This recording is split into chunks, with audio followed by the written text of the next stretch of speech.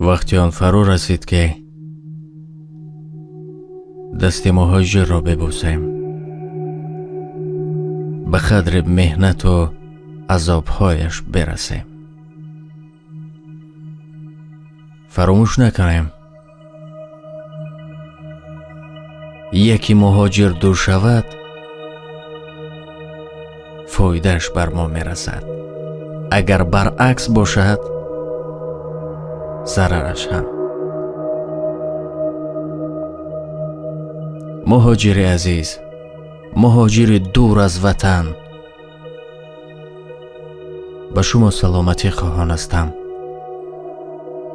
و صبر جمیل. با چه خاطر صبر گفتم؟ با آن خاطری که در هر پستی و بلندی، در هر سردی و گرمی شما پر صبر هستید، صبر و طاقت دارید.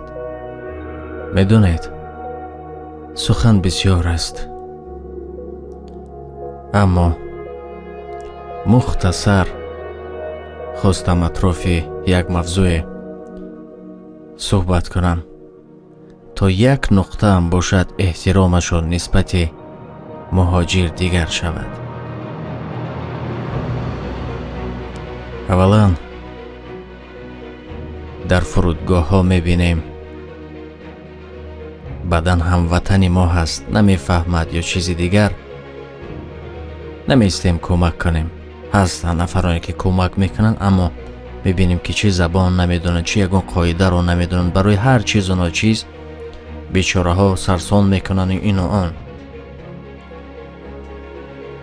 در فرودگاه ها عذاب دارن. وقتی می آیند به وطن، کارمندان فرودگاه ما نیز با چهره کشاد اگر بگویند که خوش آمدید به وطن، چند قدر دلشان پر بشود. وقتی که از آنجا فشارشان میارند دیگر و دیگر، وقتی وارد تاجیکستان بشوند، کارمندان گویند که خوش آمدید به خانه، خوش آمدید به تاجیکستان.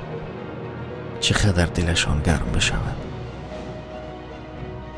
و گفتنی هستیم که شما تصور کنید که هر یکی شما یک خویش، یک نزدیک دارید در فدراسیون روسیه.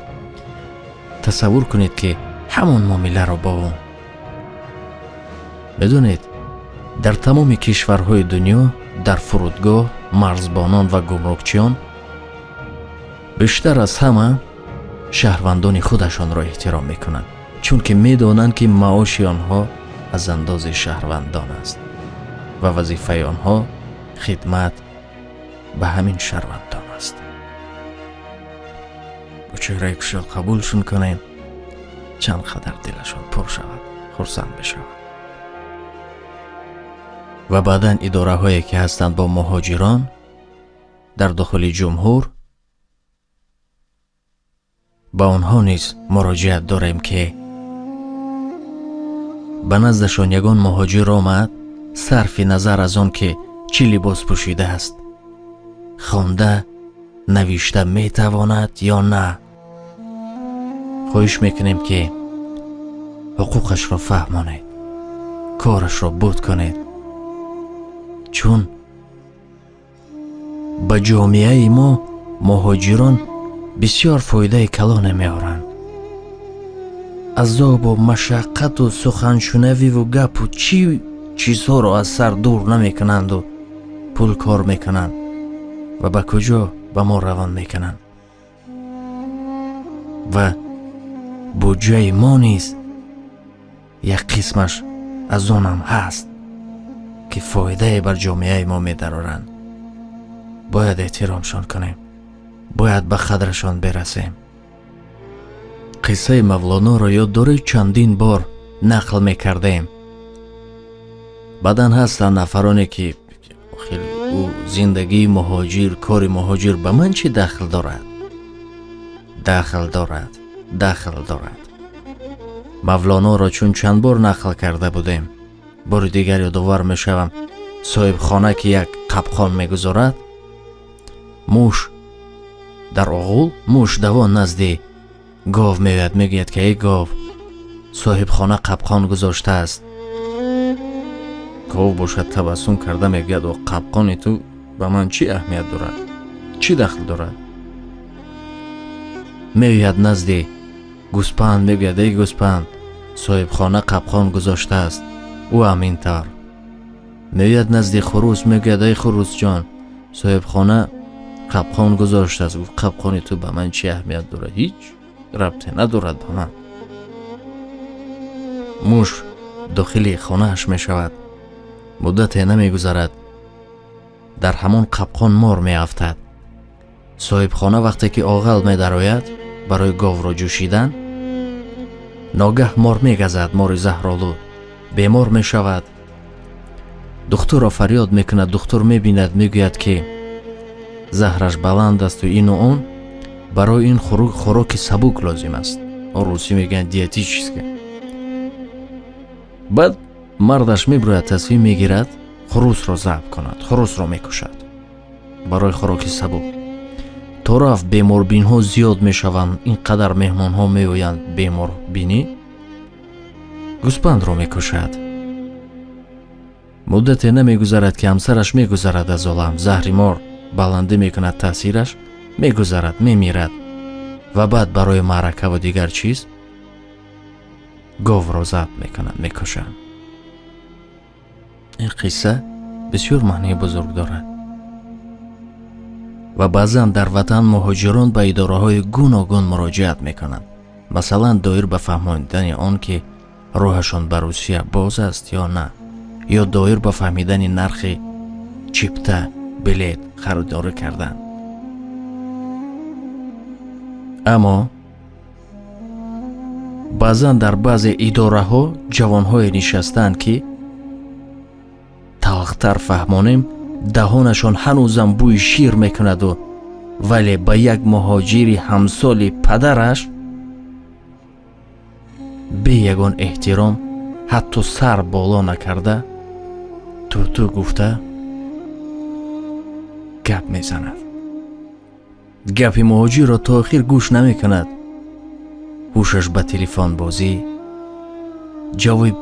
ҳатто ҷавоби пурра ҳам намедиҳад. оё ҳамин додаракону хоҳаракон медониста бошанд ки вазифаи онҳо ки барояш пул мегиранд хидмат ба ҳамин муҳоҷирон аст?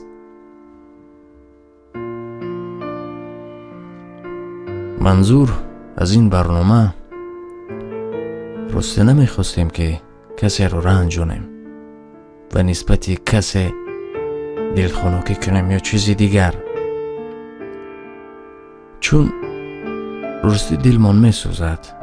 азоби муҳоҷиронро мебинем, ҳамон азоби муҳоҷиронро ҳама медонем, чун ҳама рафтаем ё ин нарафта бошем ҳам хешу таборе дорем ки дар он ҷо кору фаъолияту ва дигарҳо ба сар мекунем. ҳама медонем, бохабар ҳастем. чун мақсади мо ин буд ки на таънаву балки ислоҳ. шояд як ду нафаре ки гӯш мекунад, агар ислоҳ шавад, ҳамин гуна хуб қабул кунад, пас мебинед ки дигаргун мешавад. доимо мегуфтем кӯчак ҷоро мо ислоҳ кунем, ҷомеа ислоҳ мешавад. ҷомеа ислоҳ ки шуд, кишвар ҳамин тариқ меравад. мо бояд паҳлӯи худ бошем, фаромӯш накунем туф кунем болои худ. ҳама бародарону хоҳарони мо ҳастанд, ё ҳама тоҷикони мо ҳастанд. бояд паҳлӯшон бошем, кӯмакшон кунем, дар ҳар сурат дилашон гарм шавад. ва охир худо кунад ки ҳамаи муҳоҷирон ба орзуву мақсадҳояшон берасанд. яке орзу дорад фарзандашро тӯй кунад, яке орзу дорад хона бунёд кунад, яке ин он, ҳама дар дил бечораҳо орзу дорад. худо кунад ки ба ҳамаи орзуҳоятон берасед ва ҳар мушкиливу пастиву баландие меояд صبر کنید عزیزانم، چون خداوند صبر کنندگان را دوست می دارد. زندگی به مانند مادر از گاه می زندمان به خاطر اصلاح و تربیه. هر مشکلی که می آید یعنی طاقت کنه و گاه آغوشمان می گیرد، چون همچون دوستمان می دارد، محبت دارد. صبر که کردیم زغور حلوا است. خود را احتیاط کنید، شما را دوست می داریم. خداحافظ. بر عمر رفتم به خطا، ناله می کنم، ناله می کنم.